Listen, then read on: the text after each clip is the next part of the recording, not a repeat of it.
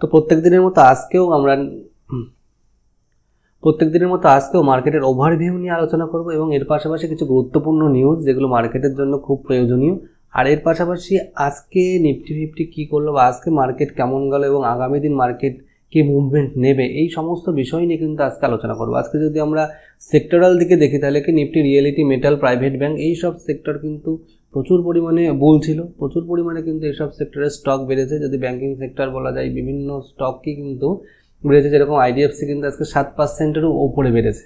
আর যদি নেগেটিভে দেখা যায় তাহলে শুধুমাত্র মিডিয়া সেক্টর কিন্তু 1%-এর নিচে নেগেটিভ। আর এই বুল থাকার মেন কারণ কিন্তু আরবিআই এর মনিটারি পলিসি, যেটা আমরা এর আগের ভিডিওতেও জানিয়েছি যে আরবিআই এর মনিটারি পলিসিতে এবার রেট কাট করার সম্ভাবনা রয়েছে। আর সেটাই হয়েছে। আমাদের এক্সপেকটেশন ছিল 0.25% রেট কাট হবে, সেখানে কিন্তু 0.50% রেট কাট হয়েছে। মানে যেটা এক্সপেক্ট করা গেছে তার থেকেও বেশি কিন্তু রেট কাট হয়েছে। তার জন্য কিন্তু আরবিআই এর মনিটারি পলিসির এই রেট কাটের জন্যই কিন্তু মার্কেটে বিশাল বড় একটা মুভমেন্ট দিয়েছে। তাছাড়াও এই 100 বিপিএস সিআরআর কাট হয়েছে, যেটা আগে 4% ছিল সেটা এখন 3% হয়েছে। আর এর জন্যই ইনফ্লেশন কমফোর্ট জোনে গেছে। আগের যেটা 3.16% ছিল সেটা কিন্তু 4% গেছে। তো আর একটা ব্যাপার বলে নিই যে আরবিআই রেপো রেট কাট হলে কি হয় অ্যাকচুয়ালি। তো আরবিআই রেপো রেট কাট হলে এই যে 0.50% রেপো রেট কাট হয়েছে, এর ফলশ্রুতিতে কী হবে, যদি আমরা যে ব্যাংক থেকে যে লোন নিই, যদি সেই ব্যাংক, একটা ব্যাংক এক এক রকম লোনের ইন্টারেস্ট নেয়, যদি সেই ব্যাংক 10% ইন্টারেস্ট নেয় তাহলে এই রেপো রেট কাটের জন্য কিন্তু নেক্সট পরবর্তী সময়ে যদি কেউ লোন নেয়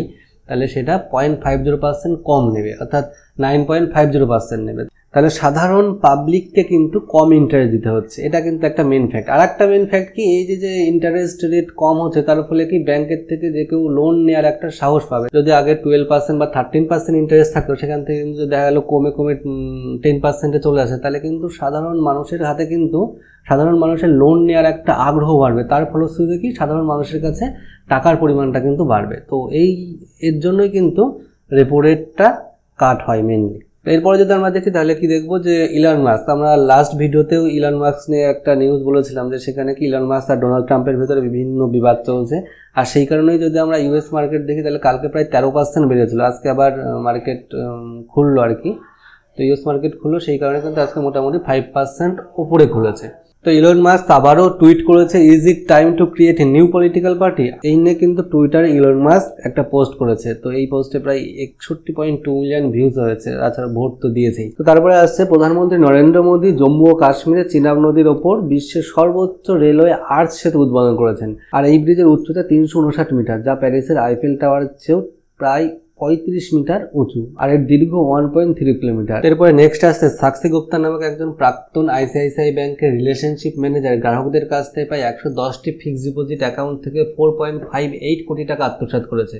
তো এই প্রতারণা মোটামুটি 2020 থেকে 23 সালের মধ্যে হয়। আর প্রাথমিকভাবে জানা গেছে এই টাকাটা তিনি টোটালি শেয়ার বাজারে বিভিন্ন ধাপে ইনভেস্ট করে হোক বা ট্রেডিং করে হোক সম্পূর্ণ টাকাটা কিন্তু তিনি হারিয়ে ফেলেছে। তো এবার আমরা নিফটি ফিফটিকে নিয়ে আলোচনা করবো। তো নিফটি ফিফটি যদি দেখে আমাদের যে রেঞ্জ দিয়েছিলাম সেই রেঞ্জের ভিতরেই আছে।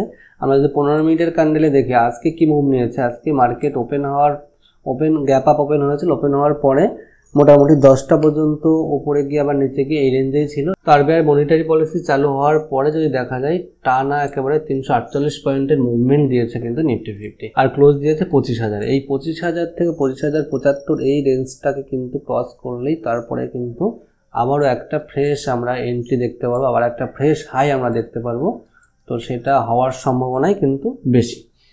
তো এই ছিল আজকের মোটামুটি আলোচনা। ইন্ডিয়া ভিক্স আজকেও কিন্তু পড়েছে মোটামুটি আস্তে আস্তে নিচের দিকে যাচ্ছে। আর ডলার ইন্ডেক্স যদি দেখি, ডলার ইন্ডেক্স মোটামুটি একদম নিচেতেই রয়েছে।